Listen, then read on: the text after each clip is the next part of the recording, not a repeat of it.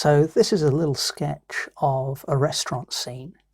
It's A4 mixed media paper, and the drawing was done with one of these little Uni-Pin marker pens. So it's got water and fade-proof pigment ink. And I created this one just completely from my imagination, so no reference photo or anything at all, really, just having a bit of fun. Quite like the black and white sketch as it is, but I want to experiment with adding some colour. So in the first instance, having sprayed a bit of water onto the surface of the paper, I've got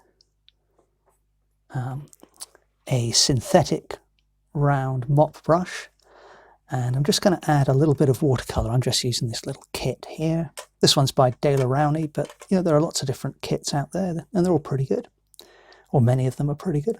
I don't want to speak for all of them, having only sampled about half a dozen, I guess, over the years. But I'm just grabbing some cerulean blue.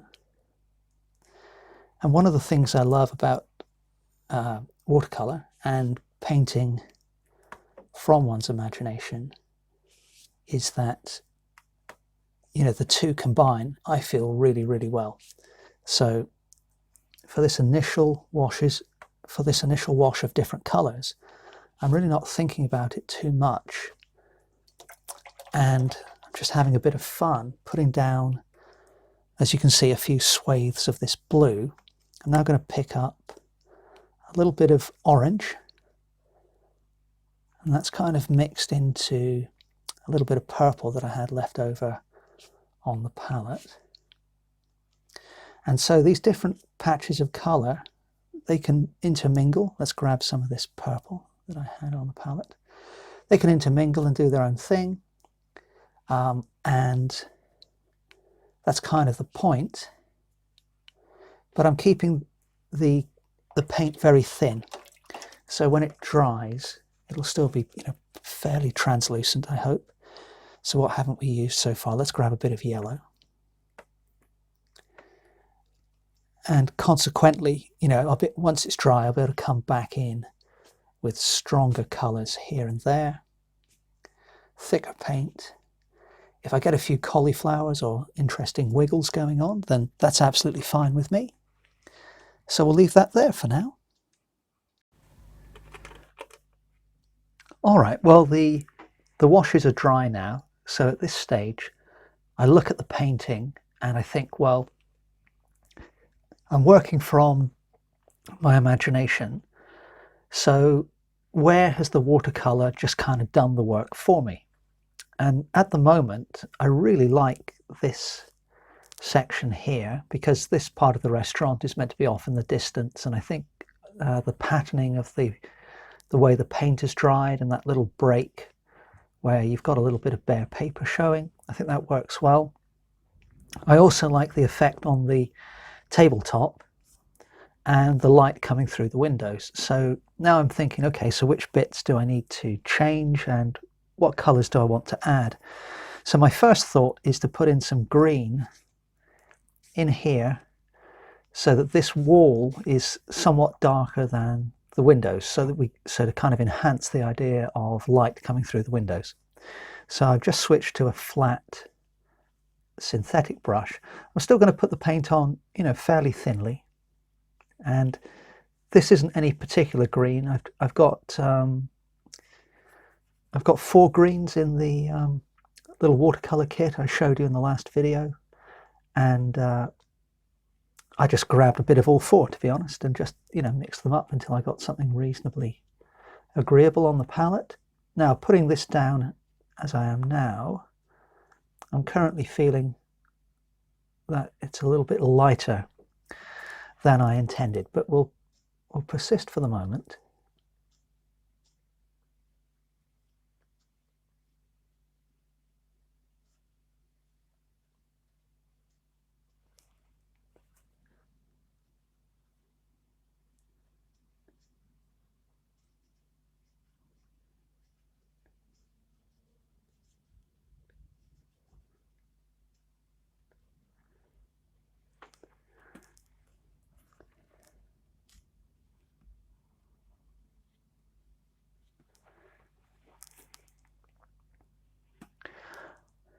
And although it's lighter than intended, it's not too bad actually. I quite like that. So we'll leave that for the moment. Although having just said that, I just spotted a little bit I want to fill in. Although having done that, it's not that big a deal. So let's not worry about that too much. And now I'm thinking, okay, well, I'm going to add some of the purple, the violet that I had on my palette from earlier. So this is actually tube watercolor. Winsor and Newton professional watercolors. So as mentioned last time, the rest of the watercolor I've been using has been Daler-Rowney. So we'll make this chap's waistcoat, give it a little bit of a purple hue, and then I'll do the same for the tops of his trousers that are showing there.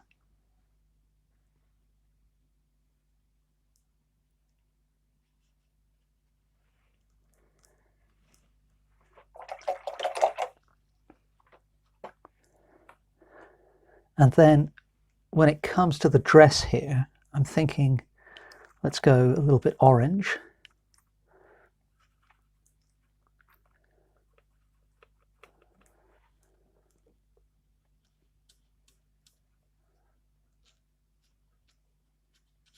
But I'll perhaps leave that little end of the sleeve a lighter colour. And I haven't really described her body at all, so I'm just kind of going to put that in pretty loosely.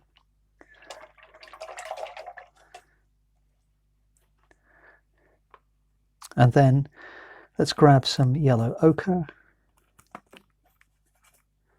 and we'll add a touch of the orange in there.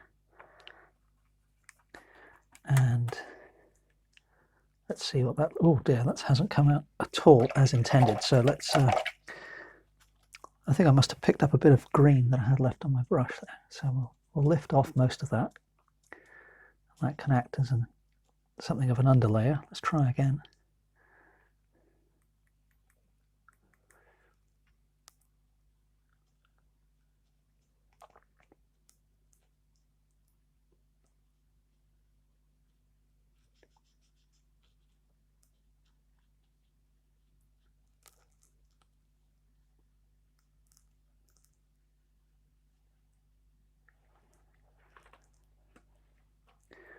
So it's not quite what I intended, but we'll go with it for now. We'll keep going with that colour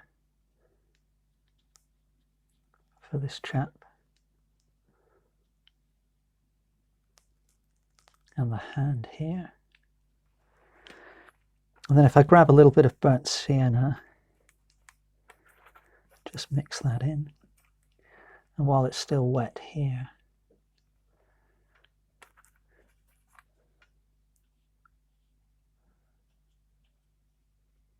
just add a little bit of variation of tone. And that this guy is perhaps being lit by the window, and perhaps there's some light coming from the right-hand side. So I'll begin to simulate that just by putting a darker section of tone down the center of his face. Put that hand in shadow. Bit of shadow on the fingers.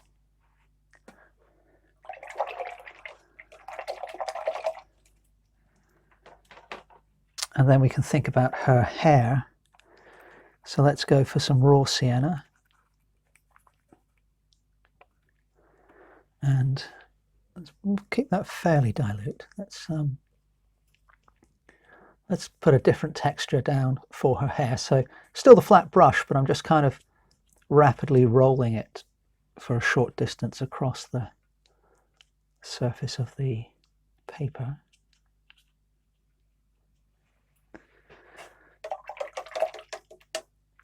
And we'll get a bit of burnt umber as well.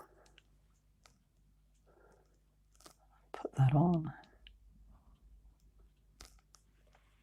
And then I think the dress is rather too similar to the colour of the hair and the colour of the skin. So let's grab, or what I'm putting on now, I think it's cadmium red.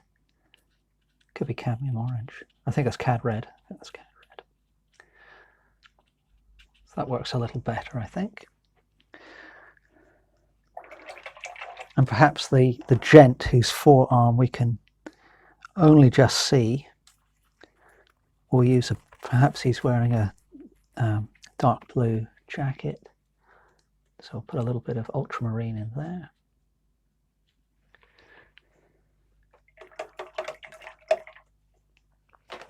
And then I'm going to go to, I think this is Payne's grey, but I'll mix some of that in, just mixing that in with what I've got on the palette, bit of the purple, bit of the violet, sorry, bit of the green that I used earlier.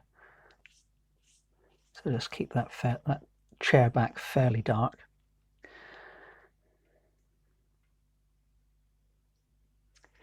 And I think for now I'm going to stop there and let that dry. Now that I've added a few stronger colours, there are a couple of omissions which have become a little more apparent. So if you follow the line of this window frame down here, then really there should be a bit of green just to the left of this guy's torso. But I'm actually happy to leave that as it is. And then similarly, this woman's arm kind of disappears here. But again, pretty happy to leave that as it is. So what I'm actually going to do is now look and see what the watercolour's given me. You know, are there any bits I can make use of? And the first thing I like is the blue highlight on the top of this lady's hair. So with that in mind, I'm just grabbing a bit of ultramarine blue, if I can get it out of the little well here. Gone back to my flat brush, and I'm going to mix that in with some, I think it's a bottle green. So my intention is to, excuse me, my intention is to add a bit of a darker colour here. And in doing that, that's going to make that blue highlight, you know, pop a little bit more. So we'll continue with that darker green around this part of the window frame as well.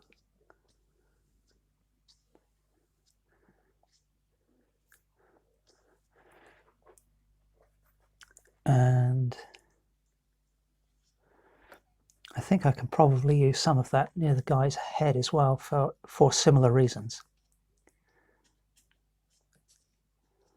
It's just going to enhance the sense of light that's falling on his face.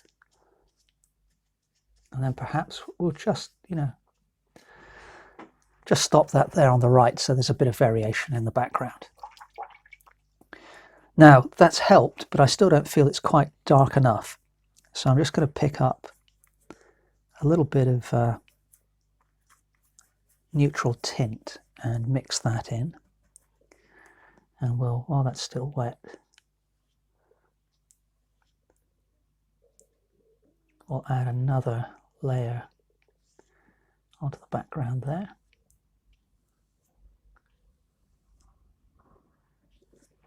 And that's certainly beginning to enhance the sense of light coming through the windows. And as mentioned, it's, you know, enhancing the highlight on the lady's hair. Now I want to add some more subtle shadows on the sleeve of this guy here. So this is cerulean blue mixed in with a little bit of the violet that I used earlier on in the painting. And we could perhaps add some of that to the front of his shirt there. And we'll sweep some of that across the cuff of that shirt, which is showing. Yeah, we can even add some of that on top of this lady's dress, actually, just to strengthen the shadows down there a little bit. And while we're at it, let's use some on the arm and the underside of her hand. And then grabbing some burnt umber here. Again, I think I used that before, possibly mixing that in with some of the violet and a little bit of that dark green I used. And let's darken this chair a little bit more. And we'll add some of that to the lower part of her hair. Now we could do with a few little highlights or bits of light catching on these glasses. So just gone in with some of the bottle green that I mixed in earlier with the background. And, you know, I'm just making this up really, but we'll just add a little bit of that to the glasses there. And then let's do a different color again for the bottle. So I think this is permanent rose that I've picked up. So again with the small round brush. And that's gone a little bit wayward to the left of the bottleneck, so I'm just rapidly cleaning my brush. And let's see if we can lift that off.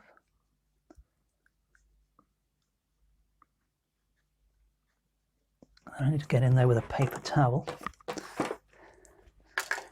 Pretty quick.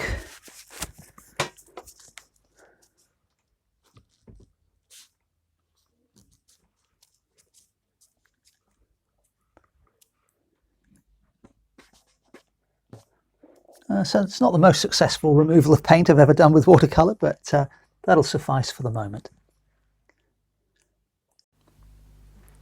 Now on the right hand side of this bottle, just going to put a narrow line of dark purple. And we'll perhaps put a little line of that on the glasses as well. And then we need to colour in this tray, I think. Now I don't want that to be, you know, too dramatically coloured, so I'm just going to pick up a bit of dark grey.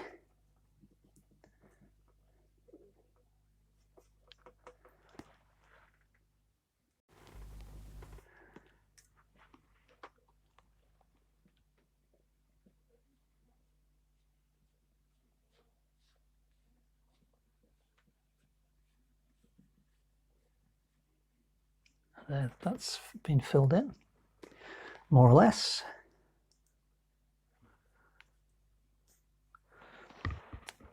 So let's sweep that out.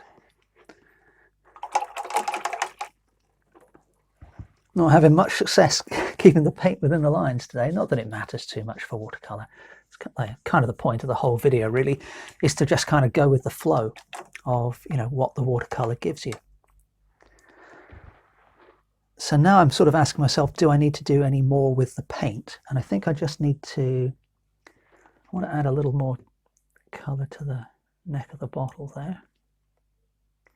And obviously we could go on for ever and a day, but that's not really the point of the exercise for this little study. But I'm just picking up a little bit of orange, add a little spot of colour to the glasses there, and then perhaps the label on the bottle, if I make that yellow of some description,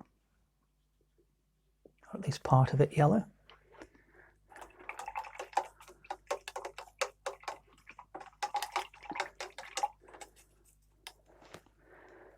And then we can ask ourselves, do we want to do anything with the letters? And they could be almost any colour really, but perhaps they're quite dark. I don't know if I want to do that actually. So I think I'm going to leave those as they are. I'm just thinking what I'm going to do next is add some little bit of my fluorescent marker pen touches to the straw, perhaps the salt and pepper, and perhaps the bracelet. So I've got my electric pink marker pen, so we'll just add a little bit of colour to this cherry or whatever it is, and then we'll add some stripes to this straw.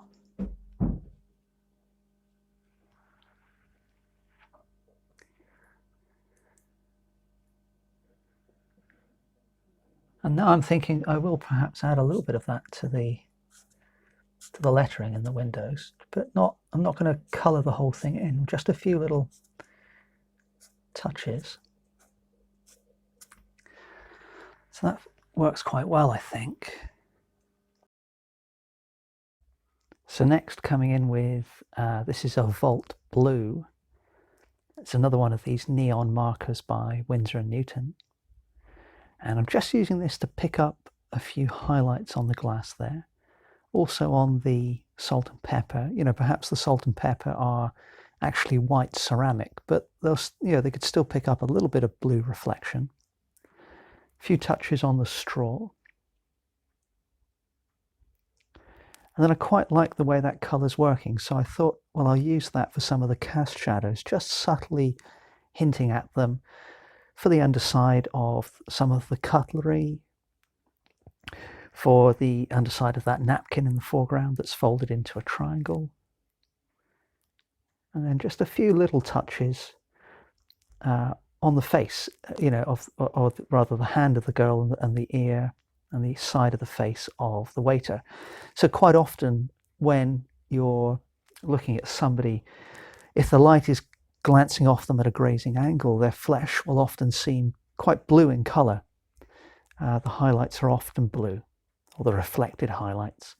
And again, I've used some of that on the collar of the waiter and a little bit, just adding a little bit to the bottle of wine or whatever it is on the tray.